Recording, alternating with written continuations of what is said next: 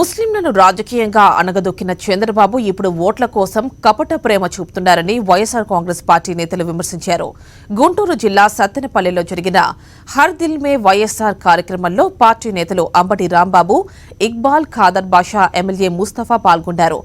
చంద్రబాబు మైనారిటీలకు అండగా ఉంటానని చెప్పడం పచ్చి అబద్దమన్నారు.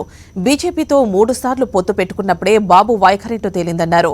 175 సీట్లలో మైనారిటీలకు 1 సీటు మాత్రమే కేటాయించిన ఘనత బాబుదని విమర్శించారు అంబటి రాంబాబు.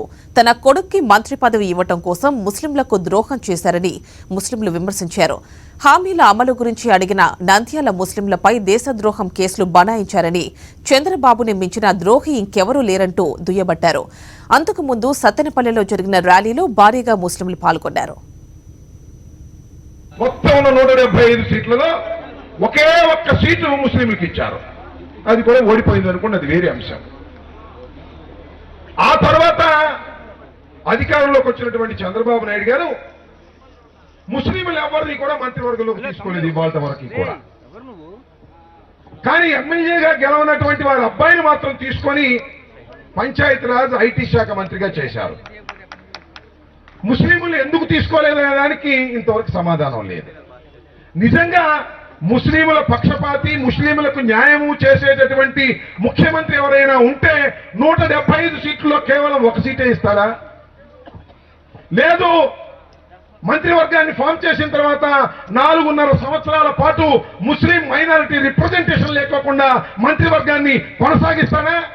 ఇతను ముస్లింల యొక్క శ్రేయభిలాషి ఎలా అవుతాడు? ఇతను ముస్లిం వ్యతిరేకి. అందుకోసమే భారతీయ జనతా పార్టీతో పొత్తు పెట్టుకొని గెలిచాడు.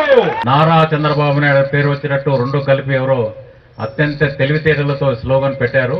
నారా హమారా అంటే స్లోగన్ అని రాకుండా ఈ నారా అంటే నారా చంద్రబాబు నాయుడు మనవాడు అనే వచ్చే అర్థం వచ్చినట్లు పెట్టి చాలా తెలివితేటలు చూపించారు. కానీ నారా హమారా నీరో హమారా అయ్యాడయ్యా. ఇదిగో హబీబుల్లా లాంటి వాళ్ళని వేధించి నారా హమారా ఫిరోన్ అయ్యారు. నాయన మీ నారా ఫిరోన్ చక్రవర్తి లాగా బిహేవ్ చేశాడు.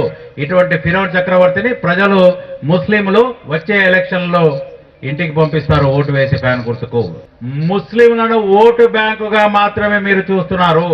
మీ రాజకీయ క్రీడలో చదరంగం ఆడుతూ ముస్లింలను పావులుగా కదుపుతున్నారు తప్ప ముస్లింల సామాజిక, ఆర్థిక, రాజకీయ ఎదుగుదలకు మీరు ఎటువంటి సహకారం అందించలేదు కదా. వాళ్ళు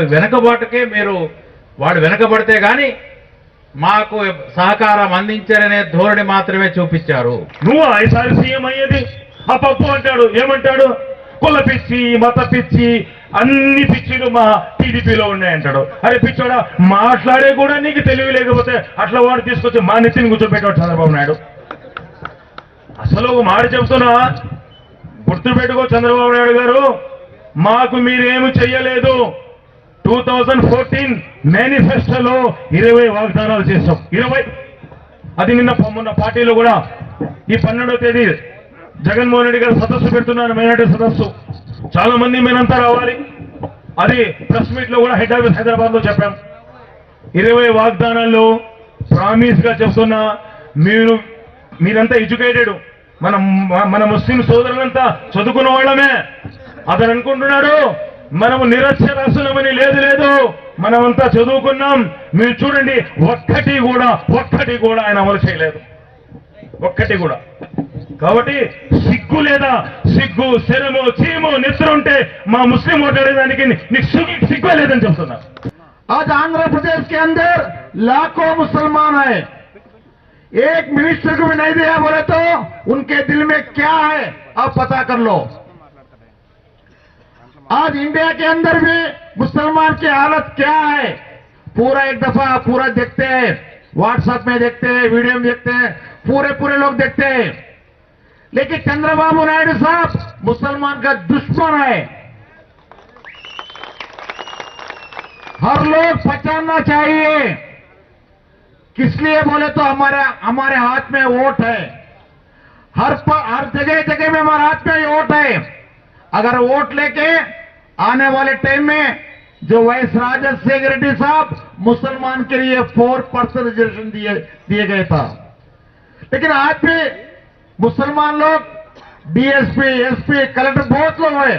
लेकिन चंद्रबाबू नायडू साहब आने के बाद ये 4% रुक गया, रुका दिए।